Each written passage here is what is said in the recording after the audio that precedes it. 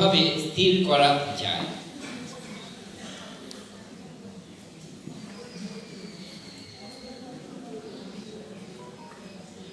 মনের সম্বন্ধে মনহি বলবৎ ইদম। মনকে বলা হয়েছে মত্ত দন্তিনা। হাতি খুব শান্ত জীব, কিন্তু যখন মত্ত হয় তাকে কিন্তু আর বেঁধে রাখা যায় না। মনও তাই। সুতরাং মনকে একটি জায়গায় ডুবিয়ে রাখো, একটি চিন্তায় নিমগ্ন রাখো।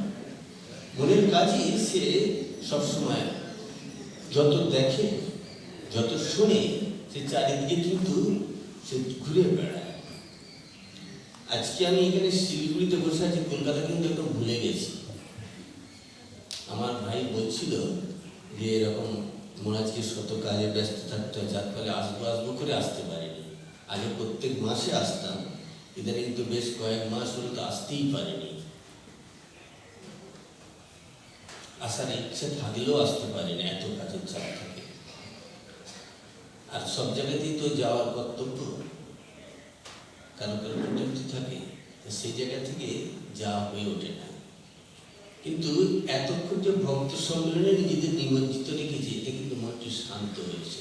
তাই প্রত্যেক দিন স্বামীজি একটি জায়গায় বলেছেন, যখন পড়াশোনা করতে বসবে তার মন এদিকে ছুটে চলে যাচ্ছে। স্বামী বলছে প্রত্যেক দিন নাভিকুণ্ড ধ্যান করো, সোজা হয়ে বসে আপন নাভিতে মণিপুর চক্রে নিজেকে কিছুক্ষণ ধরে নিবদ্ধ রাখো, মনকে একটা জায়গায় স্থান, তাহলে মনটি শান্ত হবে। এভাবে বলেছেন। তা আমরাও যদি প্রত্যেকদিন কিছুক্ষণের জন্য মনের সংযম করি, আমরা তাহলে একটা আবার বলতে গেলে অনেক সময় হয়ে গেছে, কিন্তু আপনাদের আগ্রহ থেকে বলতে আমার কোনো দ্বিধা নেই, কিন্তু বলবো কত সংক্ষেপে সেটি চিন্তা করছি। অভেদানন্দজিকে একবার বক্তৃতা দেওয়া হয়েছে concentration, how to control your mind, কীভাবে নিজেকে কনসেন্ট্রেট করবে। আমেরিকার মতো জায়গায় বলছেন, আর বলছেন কীরকম জায়গায় জানেন? শ্যামবাজার 5 মাথার মোড়ের মতো। মানে কলকাতার একটা ব্যস্ততম জায়গা বলা হল শ্যামবাজার 5 মাথার মোড়। তো সেই রকম জায়গায় একটা মেমোরিয়াল বলে একটি হল আছে। সেই হলের উপরে বক্তৃতা তিনি দিচ্ছেন কনসেন্ট্রেশন, কী করে কন্ট্রোল করবে, কেন নিজেকে কনসেন্ট করবে, কারিকে মন চলে যাচ্ছে। তো অভেদানন্দজি বলেছিলেন উনি পারতেন কনসেন্ট করে, নিজে কনসেন্ট্রেট হয়ে যেতেন এবং কনসেন্ট্রেট করে দিতে পারতেন। তিনি বক্তৃতা দিচ্ছেন 45 মিনিটের জায়গায় 1.5 ঘন্টা। সবাই শুনছে, কেউ ওঠেনি, কেউ লড়েনি, চড়েনি। পরের দিন কাগজ থেকে জানা গেল যে তার বক্তৃতার সময় একটা ব্যান্ড পার্টি বাজিয়ে একটা প্রসেশন গেছে 10 মিনিট ধরে এই রাস্তা দিয়ে, কেউ শুনতে পায়নি। মহারাজকে প্রফেসর সেভিয়ার বলছেন, মহারাজ আজকে আপনার কনসেন্ট্রেশন বিষয়ে বক্তৃতা দেওয়া সার্থক। আপনি নিজে এমন কনসেন্ট্রেট হয়ে গিয়েছিলেন, আর আমাদের এমন কনসেন্ট্রেট করে দিয়েছিলেন, আমরা কেউ সময় বুঝতে পারিনি।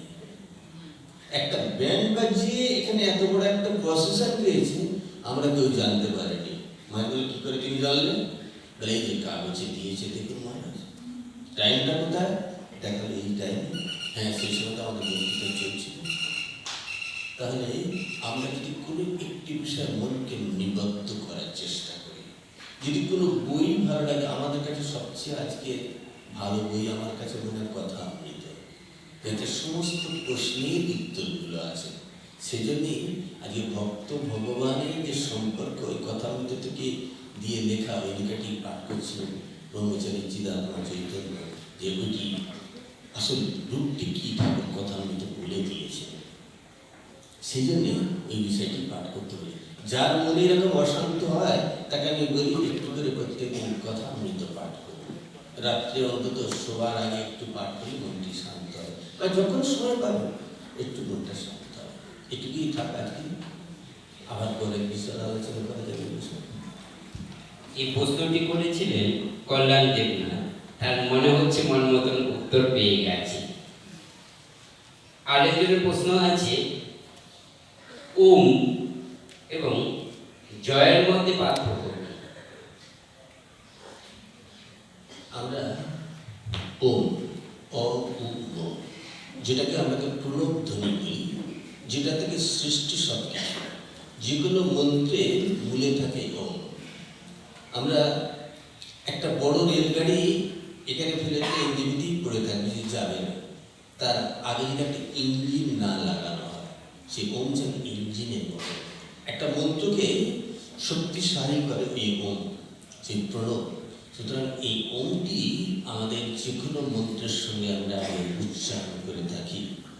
এটি সেই প্রণব এবং আদি, সেটাকে কিন্তু আমাদের অতি শ্রদ্ধা থাকা উচিত।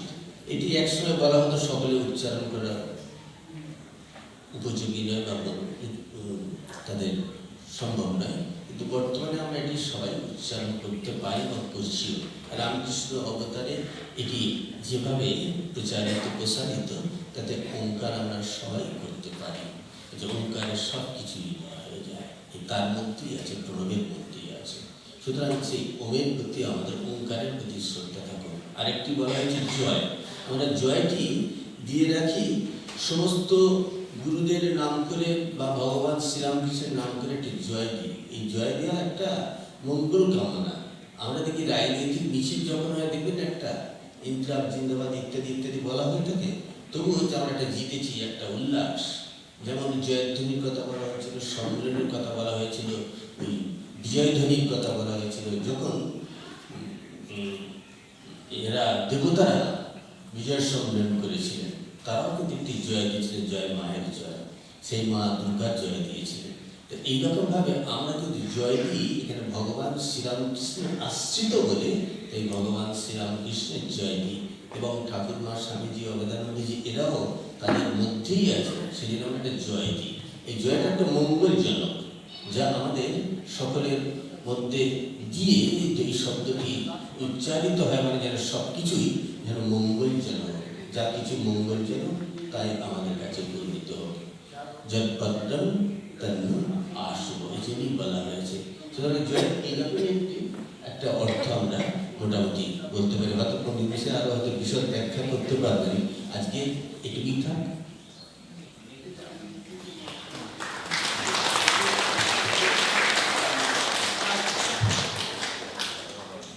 প্রশ্নের উত্তর পেয়ে গেছে, আর যে প্রশ্নটি করেছে সে তোমাদের গানও শুনিয়েছে, আশিস ব্যানার্জি। তো আজকে আর দীর্ঘ করছি না, যার যদি প্রশ্ন থাকে থাকলো, ঠাকুর যদি কৃপা করেন এবং মহারাজ যদি আবার তারপর এবছর তো হবে না, সব যদি মঙ্গলময় থাকে, মনের বাসনা রইল, বক্তারা বাসনা রাখতে বারণ করেছে, তো আমি বাসনা রাখছি ভক্ত সম্মেলনটা আরো প্রত্যেক বছর করবার জন্য। এটা কিন্তু আমার বাসনা রইল। তো এখন ঈশ্বরের কামনা, কিছু কামনা কামনা নয়, মঙ্গল কামনাটা কামনা, মুক্তি কামনাটা কামনা, ভক্তি কামনাটা কামনা নয়।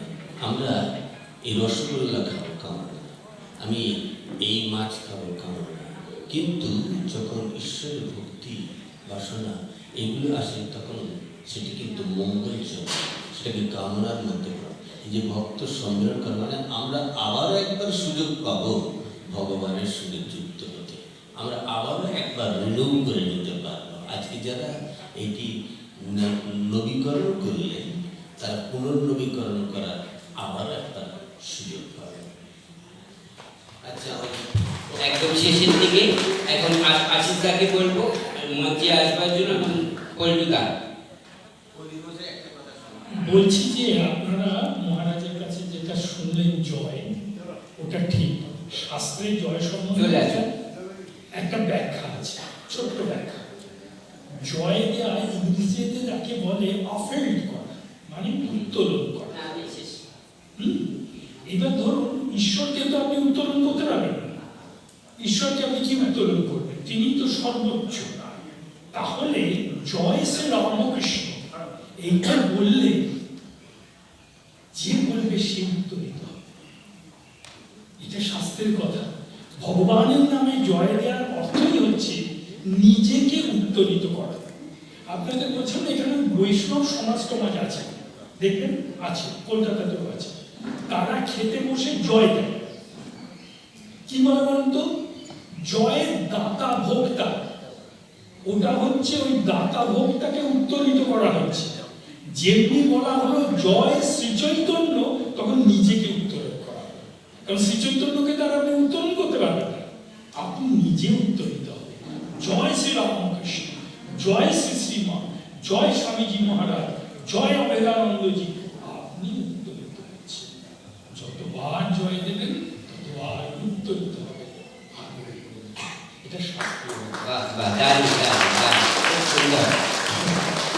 এইগুলো তো পণ্ডিত মশাই একদম পরিষ্কারভাবে ভেঙে বলে দিয়েছে। তো যেহেতু এখন একদম শেষের দিকে, তো মঞ্চে আমার প্রিয় ভাই মহারাজকে পেয়েছি, যার দায়িত্ব রয়েছে দার্জিলিং আশ্রম এবং গার্জিয়ান আশ্রম, দুটো আশ্রম যার কাছে আমরা সবাই মিলে চাপিয়েছি যে ভাই করবে। দেখো সেই মহারাজকে একটু আমরা বরণ করে নিই। বাবুদা স্বামী অমলানন্দজি,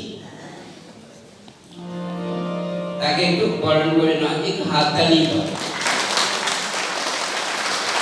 আজকে আমি মহারাজকে বলবো না কিছু বলতে, এটা ছাড় দিয়ে রাখলাম।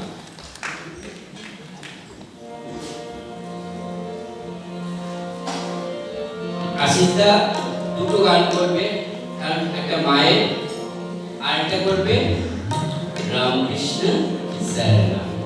সেটা আশিসদা একবার প্রথম করবে, তোমরা সাথে সাথে করবে দ্বিতীয় গান। সবাই মিলে রামকৃষ্ণ শরণম করে তারপর যদি বন্ধ আসছে না, ওই বন্ধ দিকে আমরা শুরু করি। আমাকে না একটা গান গাইতে হয়েছিল, ওটা চালাই গেছি, তারপরে 500 টাকা গেছি।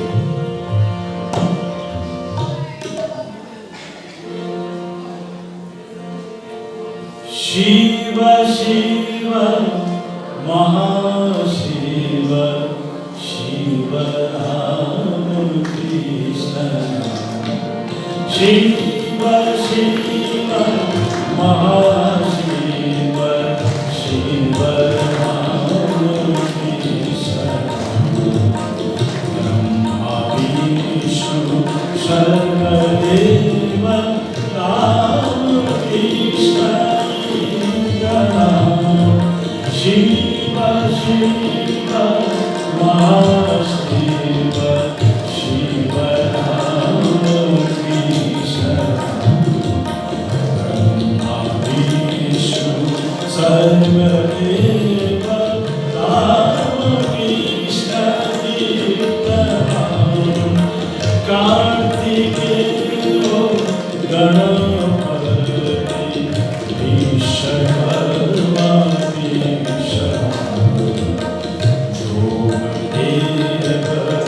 রাম কৃষ্ণ, রাম কৃষ্ণ ব্রহ্ম শিব শিব মহাশিব, শিব রাম কৃষ্ণ।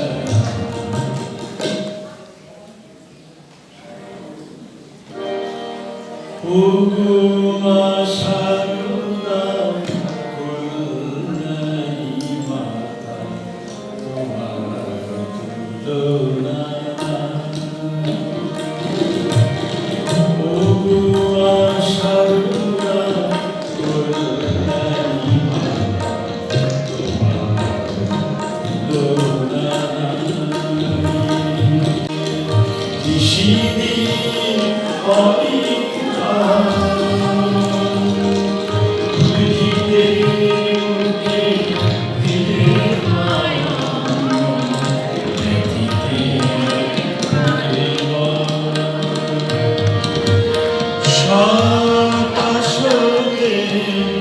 করুণী বিচার জাত পাত ভেদ ছিল না তোমার, শত শতে করুণী বিচার জাত পাত ভেদ ছিল না তোমার, শীতল পরশে ভরে দাও আলো, শীতল পরশে